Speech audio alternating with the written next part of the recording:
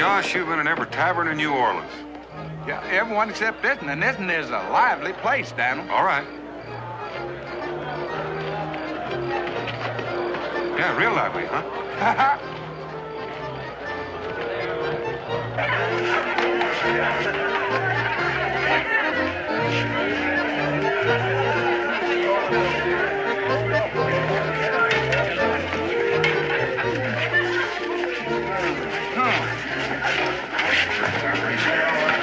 This is your round, Sonny. My round? That's what I said. What did I say? Well, I just got here. Well, maybe you just got here, but you've been drinking my whiskey. All right. What'll it be? Mulled wine. Make it 3. Well, what are you gonna have?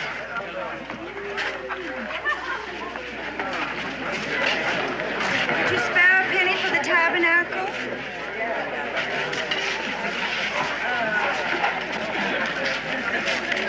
Could you spare a penny for the tabernacle?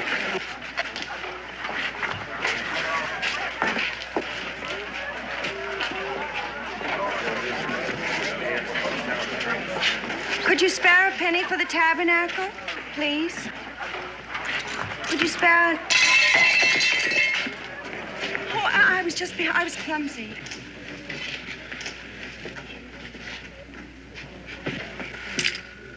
You cheated. I saw you.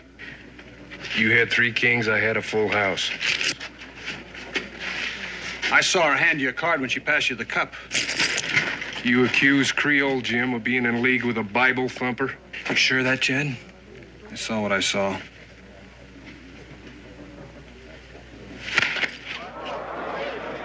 I shall demand satisfaction. My seconds will call on you at dawn.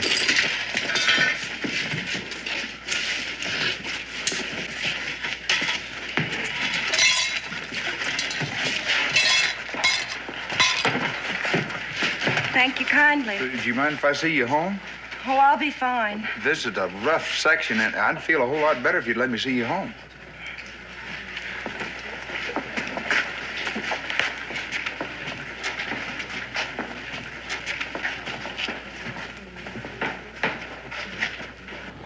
Ma'am, I'm Josh Clemens. This is my friend Donald Boone. Pleased to meet you, ma'am. My name's Mary Pickett. I wish you'd let me teach that fancy gambler a lesson. He needed a tanning. After what he done to you. I had no right coming in like I did, begging like that. You're in some kind of trouble, ain't you?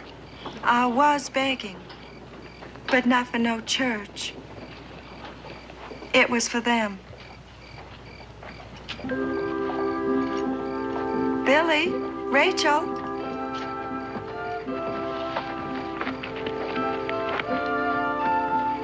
Yours?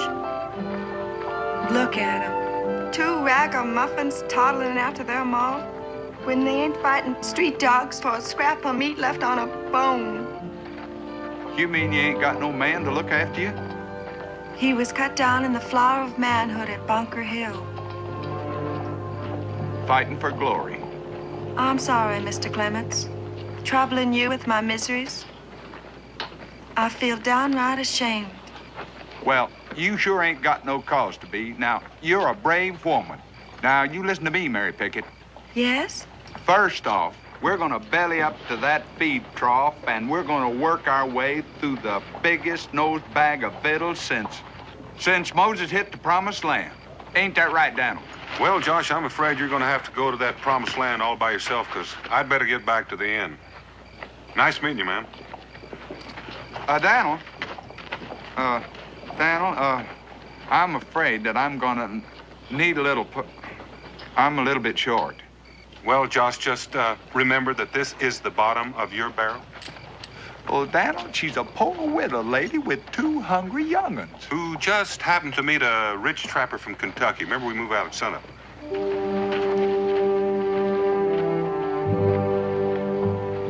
I don't think your friend took to me. Well, he just ain't used to city ways like I am. Come on.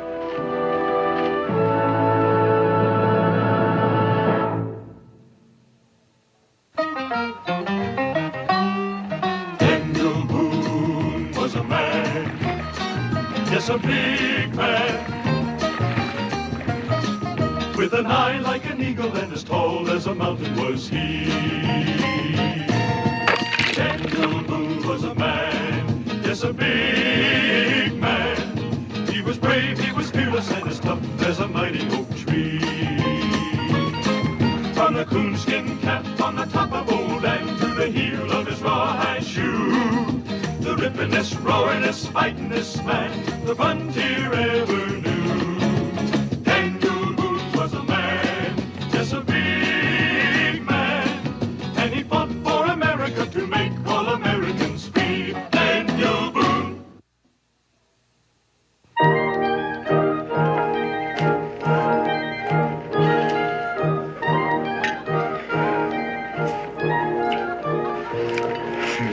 Goodness me. Gumbo, yams, cornbread, great. You better save some room for dessert. Please, mister, do I have to You have to what? eat all this? Well, that's just your third plate. Fifth. I'm gonna bust.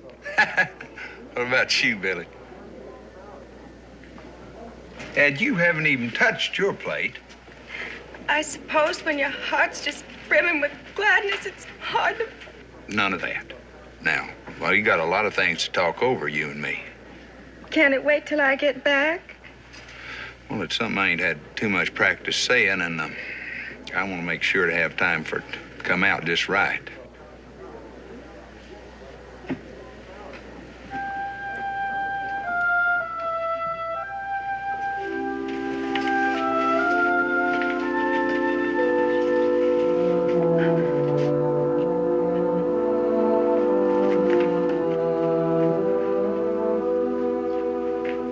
Was that nice, mister?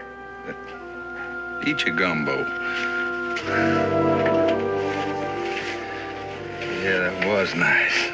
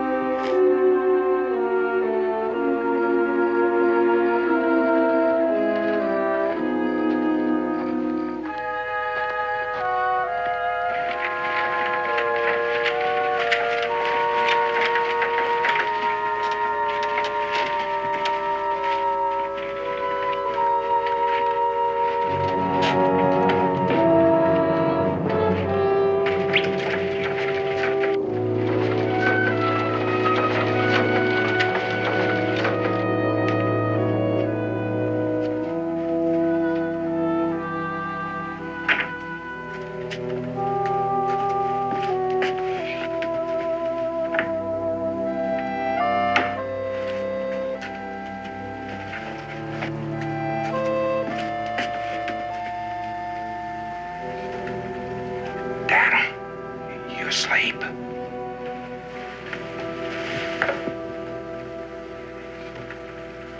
Somebody's missing it. Well, she is and she ain't.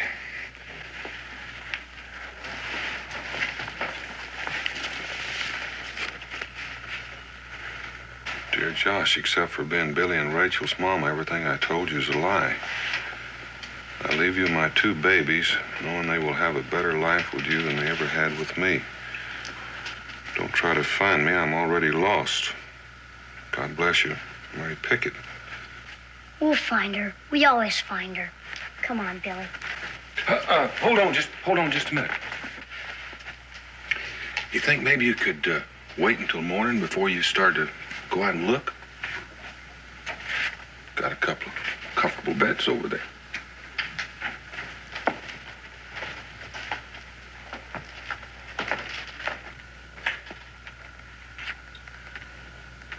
Guess there's no harm in that. Josh.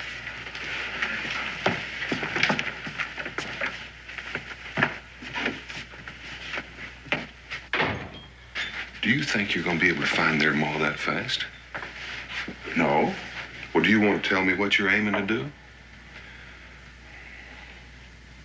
I'm going to take them back to Boonesboro. Well, what do you think they are? A couple of cute raccoons you're going to keep as pets? Well, it's better than winding up in some workhouse. Daniel, they sell kids down here. They do. Well, when you get right down to it, all in all, I reckon Becky will be pleased.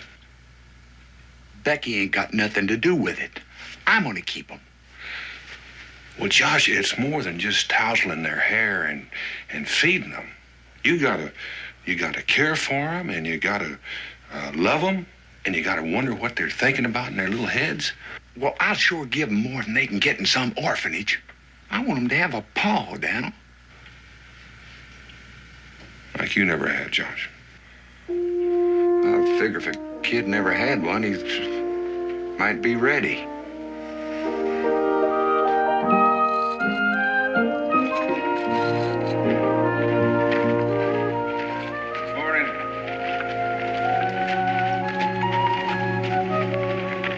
Welcome home, Mr. Clements. Well, thank you very much, Miss Jake. Top of the morning to you, Miss Boone. Never knew he was gone so long.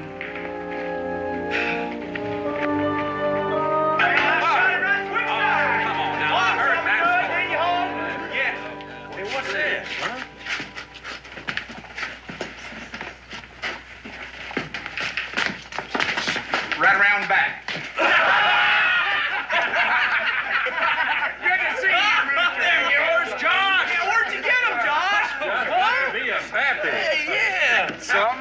How was it down in the Delta? Set him up there, Cincinnati!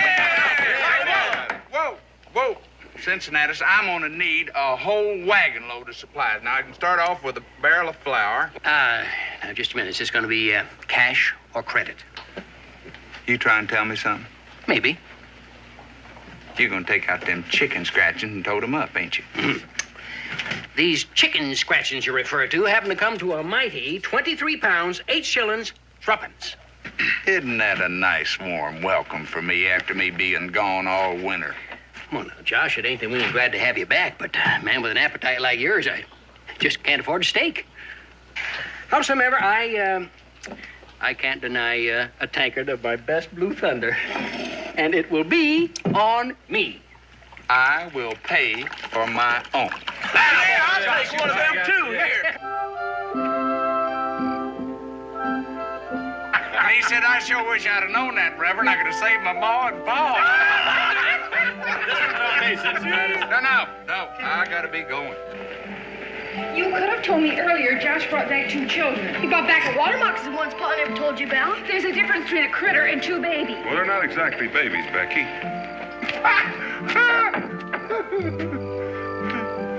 Hi, Becky, down. Sure you're not forgetting something? Forgetting something.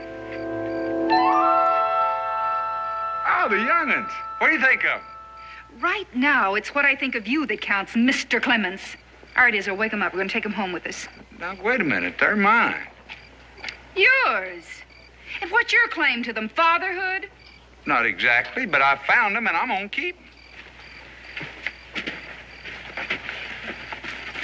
Oh, I know, Becky, it don't look too good, but I really want to be their pa.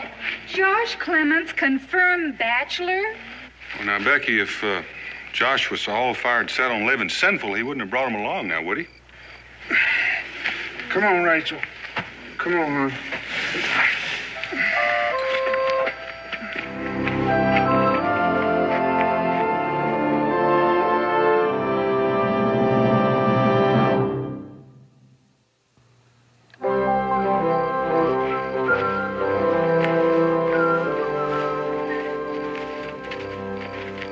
Walter, there she is. Clemens Castle. Come on.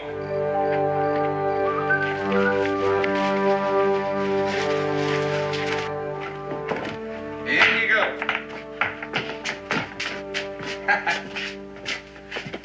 You know, that's the first law of hospitality right there. Never lock a door. It don't matter if somebody won't steal something. Don't look like no castle to me, mister. Well, maybe you just ain't looking too sharp. You don't see nobody dipping candles and boiling soap and grinding corn, do you? But that's woman's work. Right you are, Rach. And this is Clemens Castle right here. Here I'm the king. You don't see no woman sitting over there in a rocking chair getting ready to moan and groan about something. No fancy tablecloths, shiny pewter, no curtains up at the window. No, sir. Ha ha! Old Josh Clemens is a free man, and that's the way it's going to stay. You afraid of women, mister? No. Had kind of a close scrape with the widow spoon one time. I still got a little of tremblish for that. Well, women are all right. They're good for feathering a nest, but, I mean, this ain't no tree, you know. No, sir, this is a man's castle. And, Billy, I want to tell you, one of these days, it's going to be all yours. It's dirty. It smells funny, too. Well, that's a smell of Kentucky. Take a whiff of this air. Smell that. I don't smell nothing. You don't smell. You don't smell nothing? Well, wait a minute. Now listen. There must be at least 10 different smells in that air. Pine needles, corn boiling. That Indians call that succotash. Old Mama Bear cuffing her cubs. That snow on the mountain. Sap welling up in them maple trees. Becky Boone churning butter. There's a lot of information in smells. And besides, it's just downright pleasant. Mister, you're crazy. That don't mean we're staying, neither. You mean even after you know that your mama told me to take care of you? You don't believe me, do you? I don't believe grown-ups. Me too. You know, I guess I can't blame you for that, seeing as how I am over 10 years old. The truth of the matter is, I'm kind of a lonesome critter up here. Nobody but the Indians and a few bears and some more no-account grown-ups to jaw at. And you want us around for jawing? That's it. Plain and simple. We gotta have a meeting.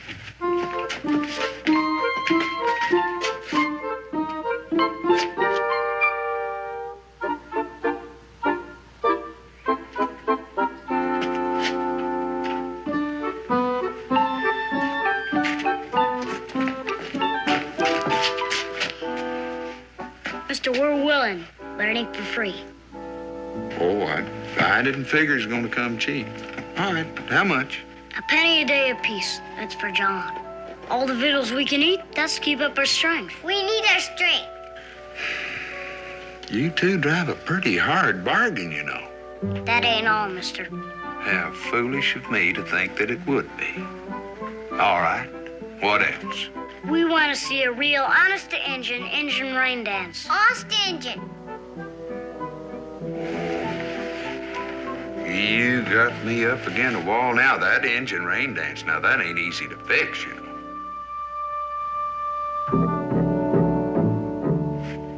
Tarnation, we'll do it.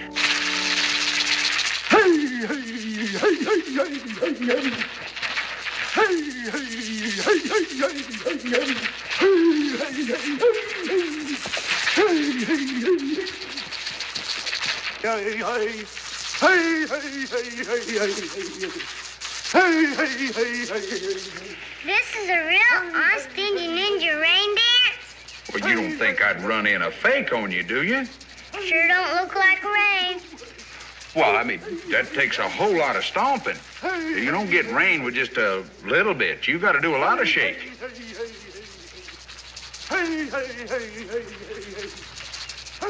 Excuse me, just a minute.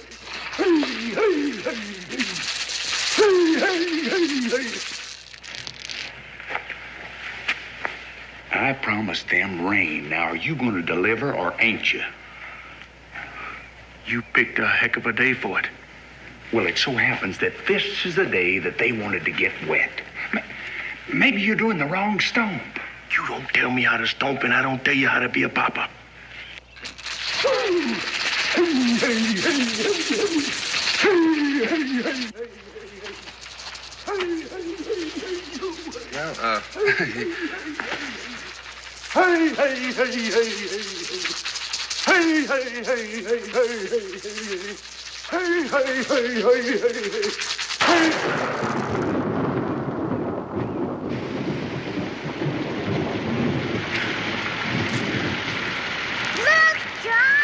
It's raining. I mean, certainly it's raining. He's doing it wrong. I went over and told him how. Yay! Hooray! Finally!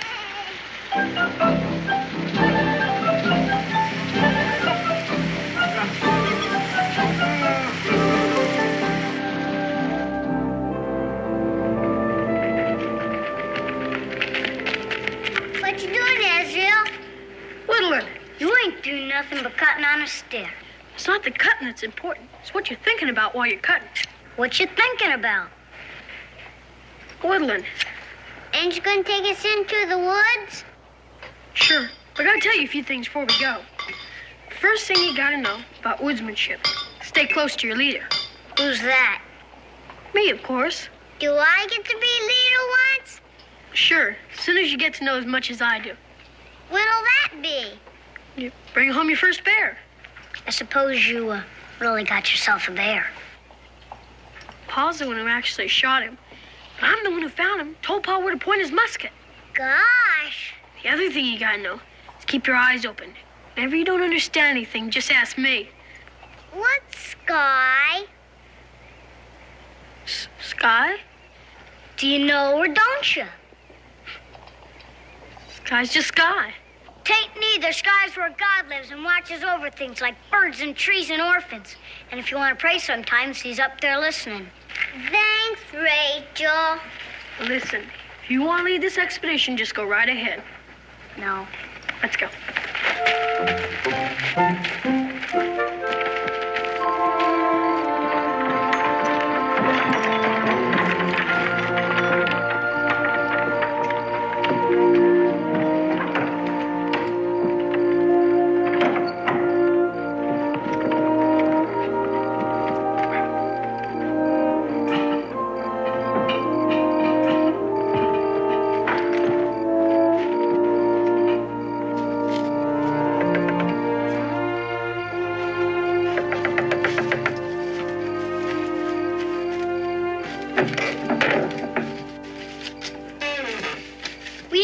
Company yet.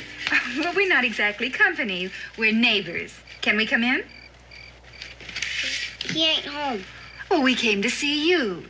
Sort of make a call.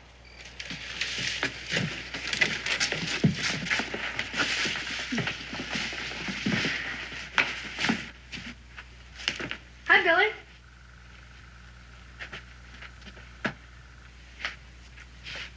I can see you're house proud. Just swept up a bit. Men mess things up a lot. So I've noticed. It'd pleasure me to offer you a cup of tea, but... Well, it just so happens I've got the makings right here.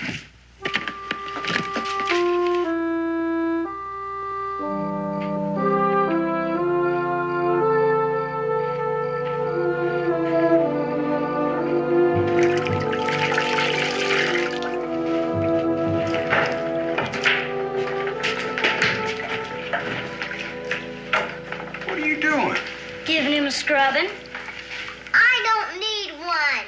I'm getting him ready for bed. Well, you don't think I'm gonna let you go to bed hungry, do you? I don't see you loaded down with rabbit, mister. Rabbits?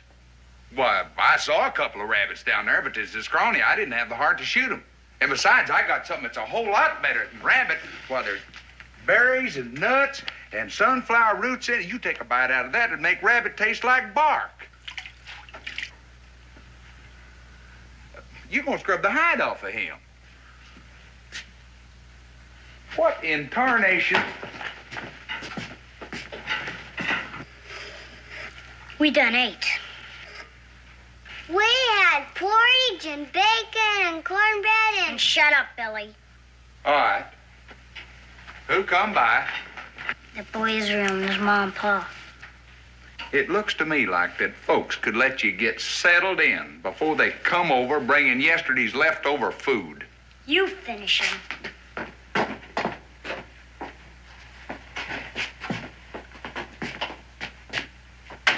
You look clean enough to me.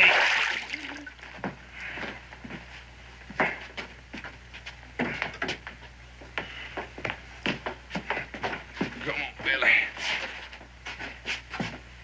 It's still hot. You got in mind to mother me, too? Go ahead and say it. I know what you're thinking. You're thinking I couldn't bag an elephant if he was standing on my foot. You're getting to remind me of more Witherspoon every day. I didn't say a word, mister. Well, you didn't say nothing. But all the while, you're still telling me what a worthless character I am. Better eat your supper before it gets cold. I brought my own supper. Fruits and nuts. It's the kind of stuff that makes men strong. What'd it do for squirrels? Well, rich food like that's not good for your stomach. You ready to go to bed, Billy? Ain't you gonna tell us a story? Mom always did. All right. How would you like to hear about the time I was nearly scalped by the Shawnee? He likes the one about David and Goliath. David and Goliath. Don't you know your Bible, mister? Sure I do. David was that little runty feller with a slingshot, wasn't it? Who slew Goliath the Philistine. I was getting to that. Whose height was 6 cubits in a span. I was going to tell him he was a giant. Anyhow, now, these Philistines was about ready to massacre the fort when David was... And David took his staff in his hand and chose him 5 smooth stones out of the brook and put them in a shepherd's bag. Now, what difference does it make what kind of bag he put the rocks in? It still was a shepherd's bag. Well,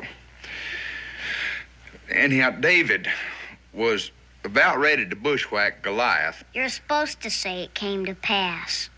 Now, who's telling this yarn? You or me? You are, Josh. Right, Billy. And David put his hand in this shepherd's bag and took out one of them smooth rocks and put it in his slingshot and hit old Goliath with it, and down he went, all 6 cubits of him.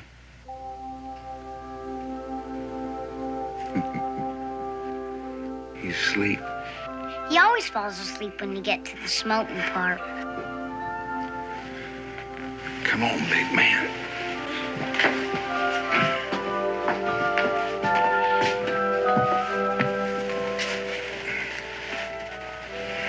I'll move you down the floor as soon as you want your bed. No. That's your bed, yours and Billy's. I always bunk outside anyhow. Thanks for trying anyway, mister. Trying to what? To be our papa. We don't remember having one, so we know how to do without. Well, you ain't gonna. You hear me? You ain't gonna do without.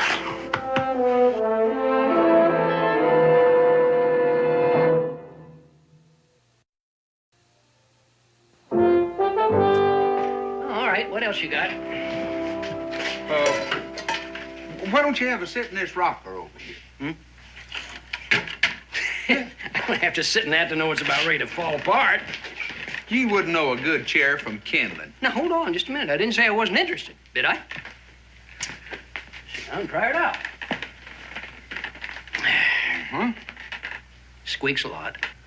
That's your bones, you old skin flint. Josh, I will give you 20 shillings for it, sight unseen. Sight unseen? You're sitting in it. Oh, I mean, you don't have to inspect it for the workmanship. You know the trouble with you? You don't know the history of this chair. What's the history got to do with it? This chair belonged to General George Washington. General Washington? Well, then how come you got your grubby hands on it? It was bequeathed to me. Now, Josh, would you mind telling me how somebody as low down in the social strata as you would be favored in the bequeathing? Well, it's common knowledge that the general has false teeth. Or did you know about that? Of course I knew it. Don't you think a tavern keeper knows what's going on in the world? But did you notice that the brace is not under this arm here? Well, what's that got to do with it? What's that? That's what they manufactured the General's choppers out of. Josh, that still don't tell me how you come by it. Well, I am the man that introduced the General to John Crockett. John Crockett? He was a carver that carved the General's choppers out of that piece. He's a little run of a feller from over Trenton. I suppose he just up and give this rocker to you in pure gratitude. No. Martha did. Martha Washington? This chair could be a big drawing card in yours. Why, you could get 6 pence just for the privilege of sitting in it. I'll take it. 30 shillings. 30 shillings. I'll tell you what. I will throw in the whole kit and caboodle of them for 50 shillings in trade. I'll do it. But only because you got me in a giveaway mood. All right. I'll take a sack of flour and a bolt of blue and a sack of salt and a jug of ale, just to ease the pain.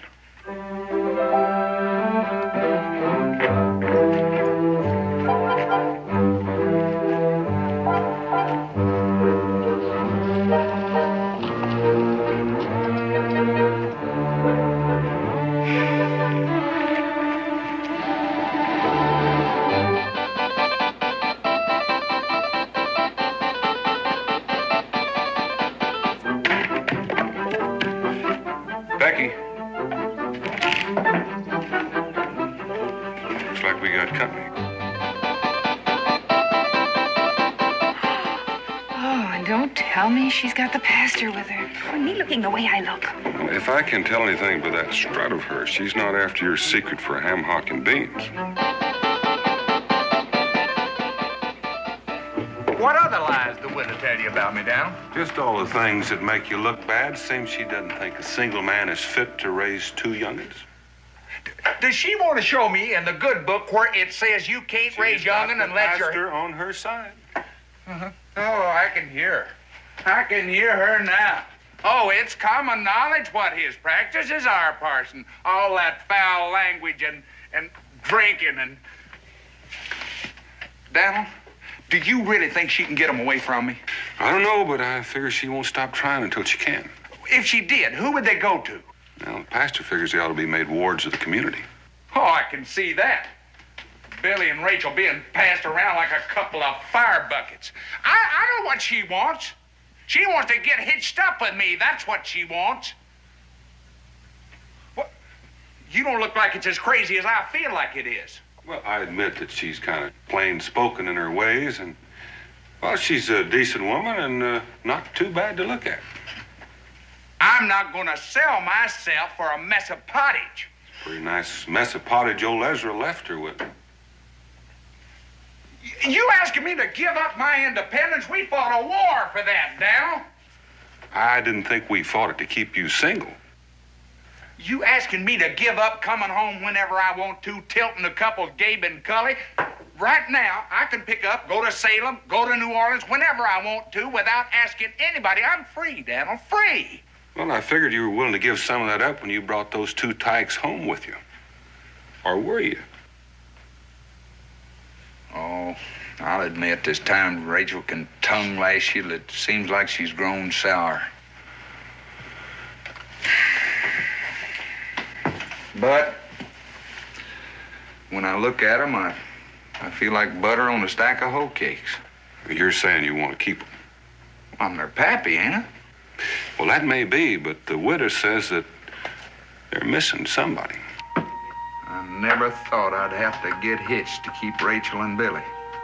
But I guess if that's what it takes, the widow's got me treed.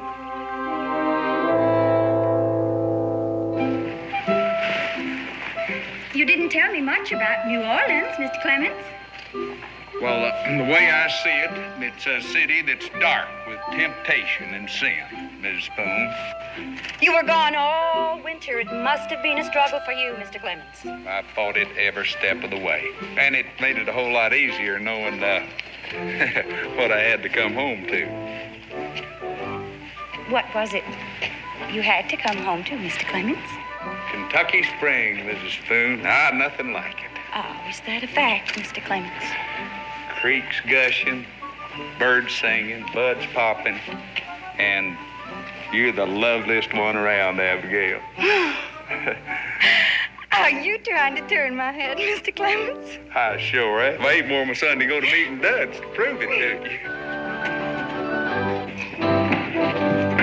I killed him. First shot right out of the... That's what you told me about the bar, too. I killed him first time. Hiya, Josh. Oh, hey, start late, ain't you, huh? Hi, Josh, what'd it be, rum or ale? I got some important things to discuss with the widow. Whatever it is you have to say to me, Mr. Clemens, can wait, I'm sure. No, wait just a minute, Abigail.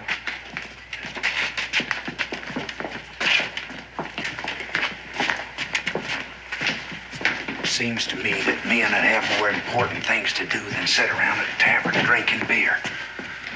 Don't blame them too much, though, Abigail. I have been gone all winter. They were drinking in September. They don't need any excuse for carousing. Tavern tramps never do. Are you trying to tell me that you are a reformed man, Mr. Clemens? Well, then there's all kinds of reforms, Abigail.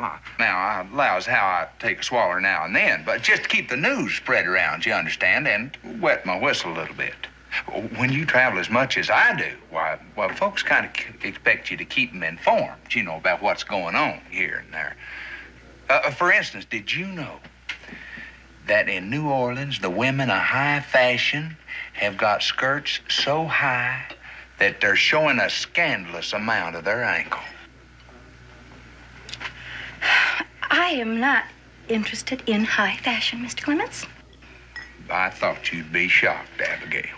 Afternoon, Mrs. Boone. Josh, good to see you back here regular again. Understand the ladies down at the Delta mighty fast. I wouldn't know about that. You wouldn't, You forgot that I was down there to do some important trading? Oh, you was, huh? You want the usual? A pot of tea. Pot? You want that with rum or Blue Thunder? It seems to me, landlord, that a fella could order a pot of... Will you just simmer down before you get all lollywoggled? I don't know what this has turned into, a Hessian's Ladies' Aid. Now, Abigail, that ain't no secret, the way I feel about you. I know it ain't been quite a year since Ezra was quilled by that porcupine, but... It was the Shawnee arrow poisoning that took him. Yeah, I keep forgetting whether he's quilled or an arrow got him, but the fact remains that you are still a widow. That I am, Mr. Clemens. He was a good man. Ezra was. And he was a good friend to you, too, Mr. Clemens. Oh, indeed he was. I ain't forgot how he loaned me his grinding stone. He was the best chinker in Boone's Bow. Oh, I'd go so far as saying all of Kentucky, Abigail. But, Mr. Spoon, is dead, Mr. Clemens? Lord rest his soul. But amen to that, Abigail. But it's one thing to bury a man and another to keep him afloat with grief. I'm not sure I follow your meaning, Mr. Clemens. Well, what I'm trying to say is this, Abigail. You're through being a widow. I am? You're going to become a mother. Abigail, you've always been a woman with a powerful lot of love in you. And since Ezra's gone, you've had it all dammed up inside you and no place to go. And I'm going to undam you. I'm going to turn loose the beautiful waters of love till Rachel and Billy are just dripping with it. It seems like you have changed, Mr. Clemens. You can call me Josh. Josh.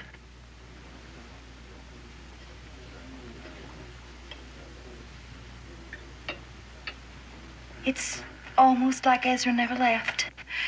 And it won't take but a day to move you in. Move me in? To my place.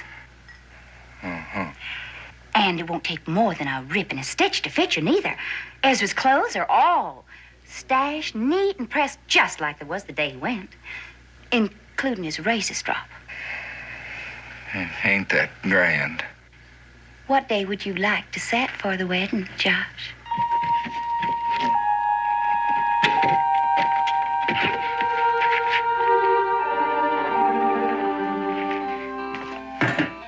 There is your tea. Bring me a mug of rum, Cincinnatus. But you just said you wanted to... Never mind what I said. Get me a mug of rum and hurry. I ain't gonna do it, Abby. I'd be some kind of a skunk, which I ain't sunk to yet, if I tried to pass myself off as a likely candidate for a replacement for old Ezra Spoon.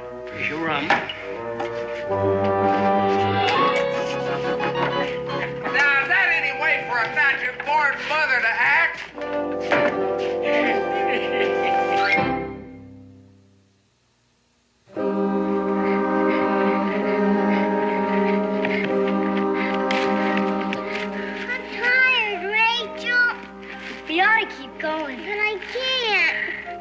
Maybe we could rest here a bit.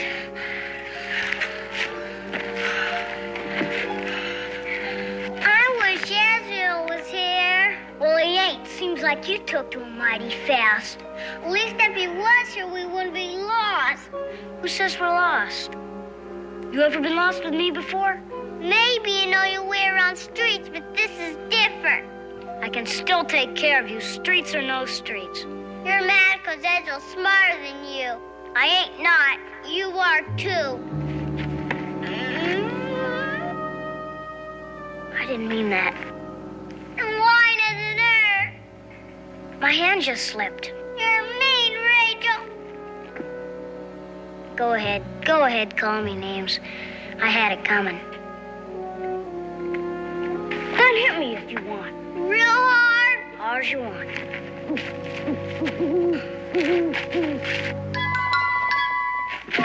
What's that? Sure, that ain't nothing but a hoot owl.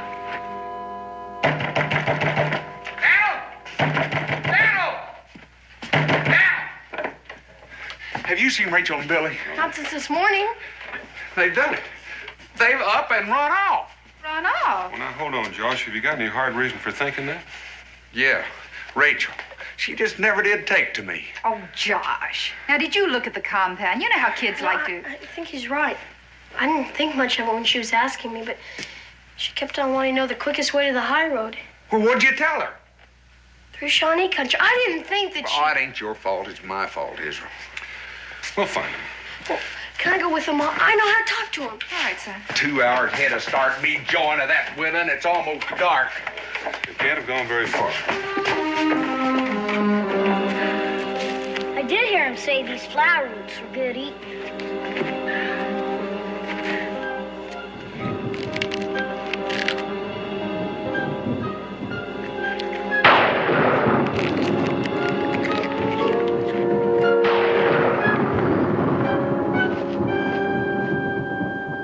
Come on, we gotta find us some shelter.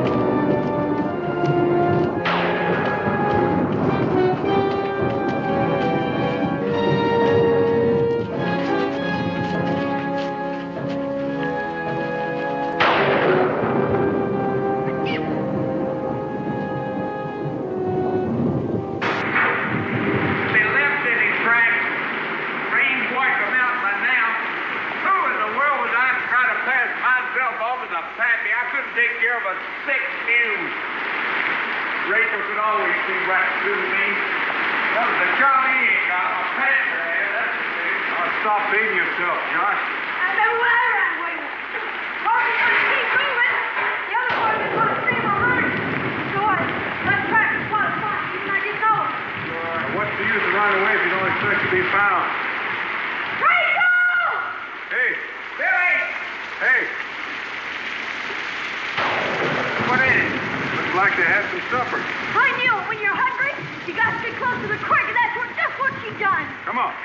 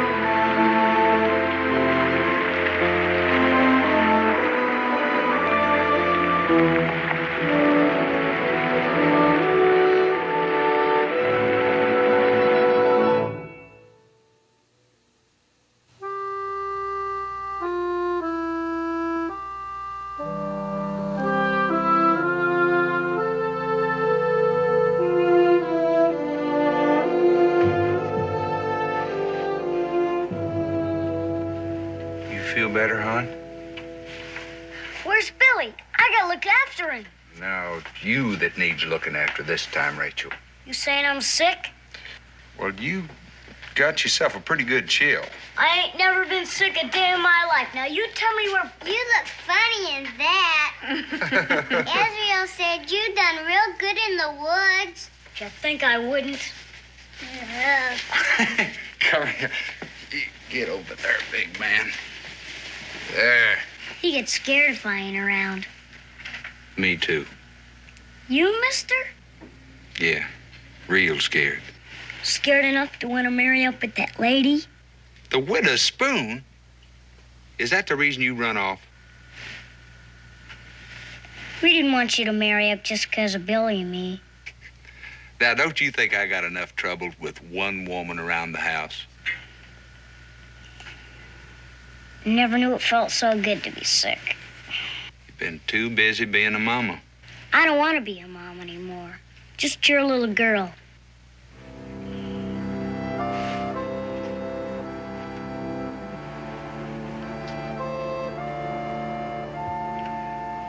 We want you to be our papa.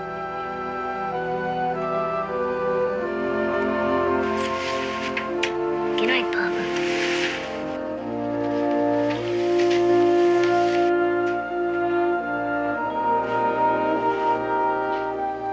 Yeah. Yeah.